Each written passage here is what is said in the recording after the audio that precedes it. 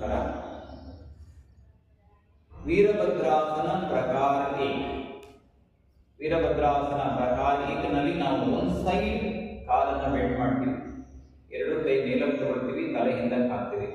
ನಮ್ಮ ಲಂಗ್ಸ್ ಮತ್ತು ಹಾರ್ಟ್ ಇದು ಚೆನ್ನಾಗಿ ಕೆಲಸ ಮಾಡುತ್ತೆ ಮತ್ತು ನಮ್ಮ ಕಾಲಿನ ನರಗಳಿಗೆ ಸಾಕಷ್ಟು ಶಕ್ತಿಯನ್ನು ಕೊಡುವಂತ ಆಸನ.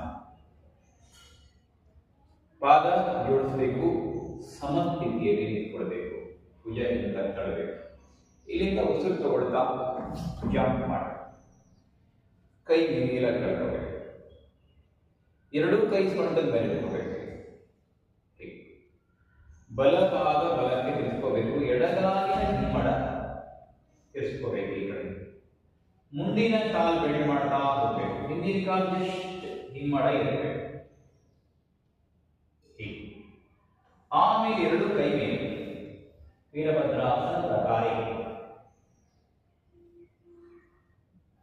ಮತ್ತೆ ನಿಧಾನ ಹಾಗೆ ವಾಪಸ್ ಮತ್ತೆ ಪಾದ ಮುಂದಕ್ಕೆ ಆ ಕಡೆ ಹಿಮ್ಮಡ ಸ್ವಲ್ಪ ಮೇಲಕ್ಕೆ ಎತ್ಕೊಂಡು 90 ಡಿಗ್ರಿ ಟ್ರಯಾಂಗಲ್ ಬರಬೇಕು. ಹೀಗೆ ಹೋಗ್ಬೇಕು ಕೆಳಗೆ. ಆಮೇಲೆ ನಿಧಾನ ಕೈ ಮೇಲೆ ಮೇಲಕ್ಕೆ